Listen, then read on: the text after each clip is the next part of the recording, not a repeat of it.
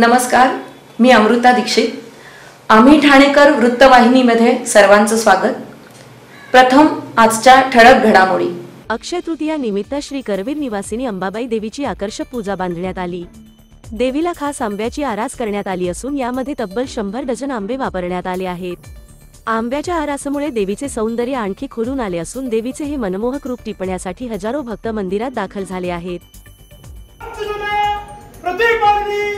जगदातारिणी राजराजेश्वरी सर्वेश्वरी लक्ष्मीधरा परमेश्वरी चतुर्धारिणी श्री करवीर निवासिनी श्री महालक्ष्मी.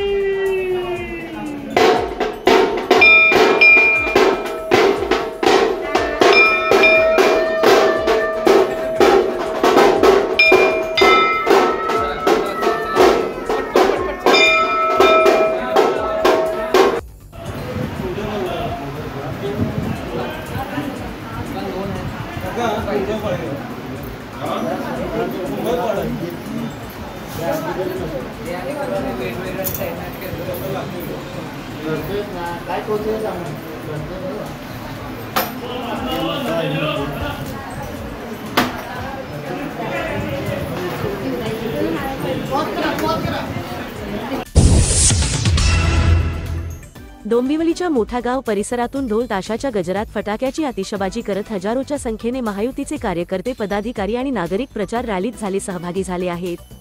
कल्याण लोकसभेत आज श्रीकांत शिंदे यांच्याकडून भव्य काढत शक्ती प्रदर्शन करण्यात आले. डोंबिवलीमध्ये नेहमी असं चित्र आपल्याला पाहायला मिळेल. पण कल्याण लोकसभेमध्ये प्रचार करत असताना अंबरनाथ असेल, डोंबिवली असेल, उल्हासनगर असेल आणि ज्या दिवशी मी फॉर्म भरला त्या दिवशी ही न भूतो न भविष्य अशी रॅली जी आहे ती इथे काढण्यात आली होती. कार्यकर्ते सगळ्याच पक्षाचे खूप उत्साही आहेत. त्याचबरोबर जनता देखील खूप उत्साही, जनता देखील जी आहे ती रस्त्यावरती उतरलेली आहे. मला वाटतं लोकांचं प्रेम, लोकांचा आशीर्वाद जो आहे हा भरभरून जो आहे तो महायुतीला आहे. सेना असेल, युवा मोर्चा असेल, राष्ट्रवादीची युवा संघटना असेल, मनसेची असेल, हे सगळेच जे आहे ते युवा जे आहेत चौक सभा घेत आहेत, प्रचार रॅली काढत आहेत, भाषणं देत आहेत, त्याचबरोबर स्टेशन्सवरती जात आहेत, घरोघरी जात आहेत. मला वाटतं सगळ्यांमध्ये एक वेगळा उत्साह आहे, वेगळा जल्लोष आहे, वेगळा जोश आहे या इलेक्शनला घेऊन.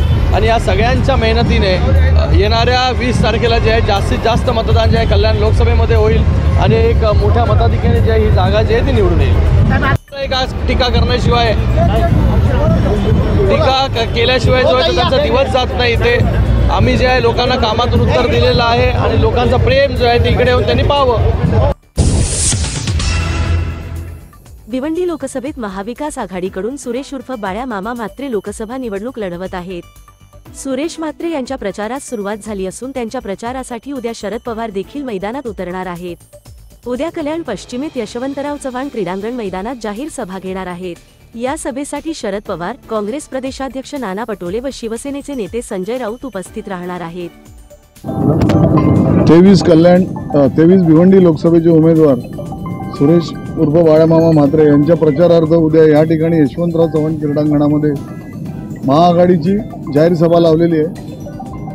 राष्ट्रवादीचे नेते माननीय शरदचंद्रजी पवार, काँग्रेस प्रदेशाध्यक्ष नाना पटोले आणि शिवसेना नेते संजय राऊत हे या ठिकाणी येणार आहेत.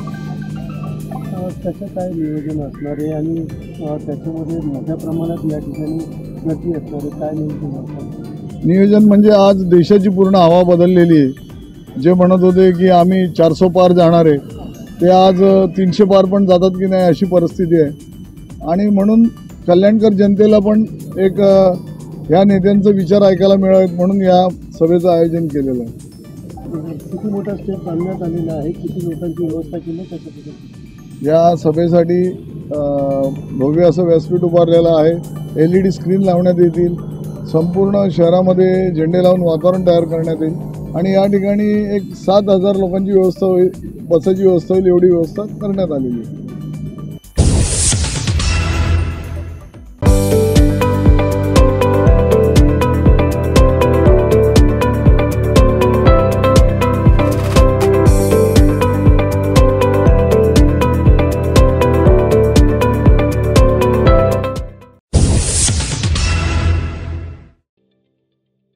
ठाणे महानगरपालिकेचे मालमत्ता कर म्हणजेच प्रॉपर्टी टॅक्स भरण्याचे आवाहन.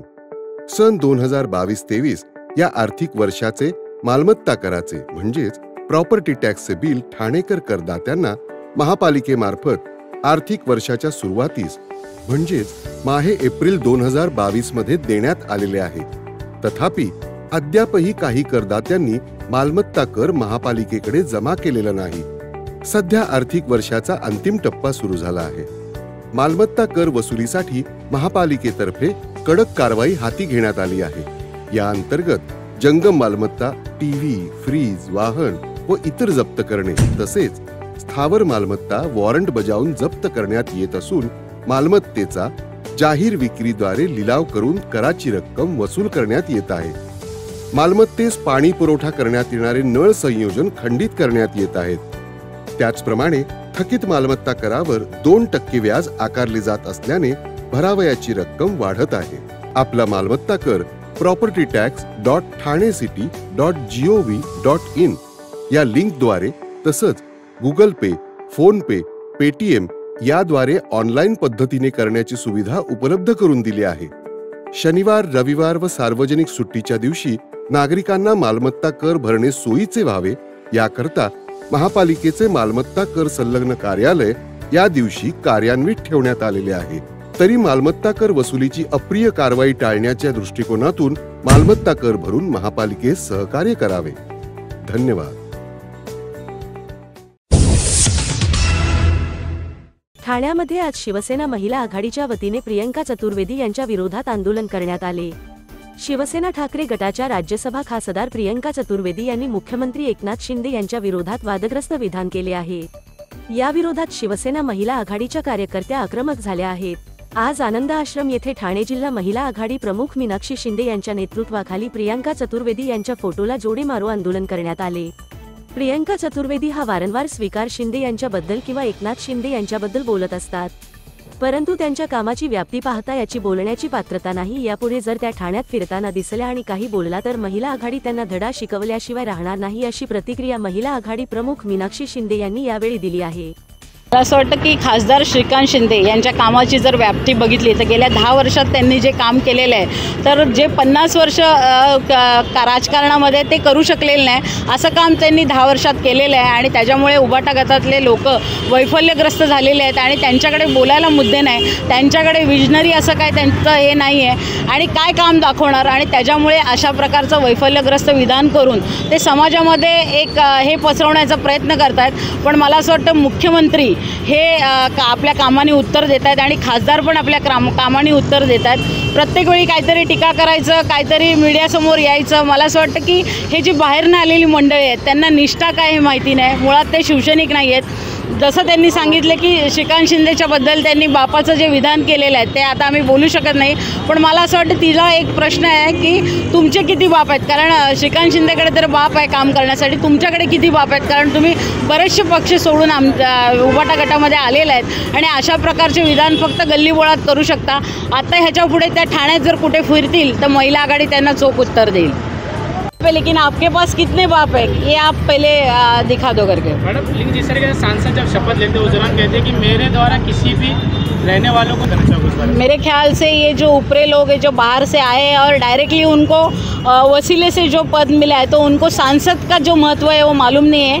इसके वजह से ऐसे वादग्रस्त विधान वो बार बार कर रहे हैं. अगर उन्होंने शपथ लिया है तो शपथ का भी किधर भी अपमान कर रहे हैं उन लोग. आपके माध्यम से कोई क्या कुछ मैसेज देना चाहोगे, किस तरह से सुधार करना चाहिए अपने अंदर, क्या कुछ भाषण का इस्तेमाल करना चाहिए? मेरे ख्याल से सुधार करने की ज़रूरत नहीं पड़ेगी क्योंकि अभी घर पे ही बैठना है सब लोगों को. उबाटा गट तो अभी तो ख़त्म ही होने वाली है, तो घर में बैठ के उन लोग अभी एक तो हरिद्वार चले जाए नहीं तो भजन करते बैठे, यही काम बाकी है. तो सुधार करने की मेरे ख्याल से ज़रूरत नहीं होगी.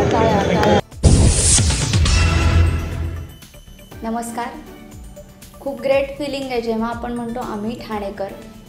गेली 40 वर्ष मी ठाण्यामध्ये आहे, ठाण्यात ठाण मांडून बसलेली आहे.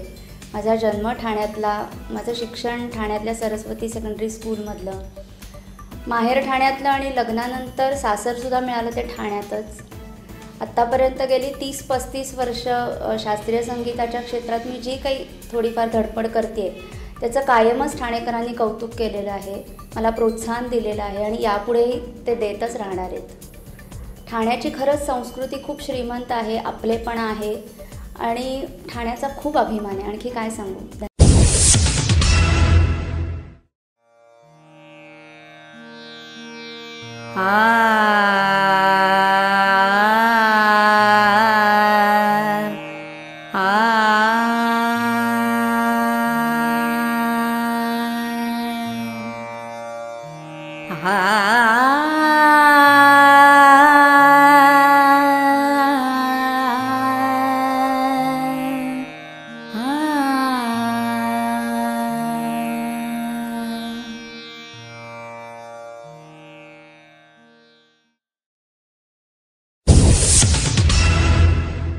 आम्ही ठाणेकर, आम्ही ठाणेकर, आम्ही ठाणेकर, आम्ही ठाणेकर। होय, ठाण्यात आम्हाला अभिमान आहे आणि होय आम्ही ठाणेकर।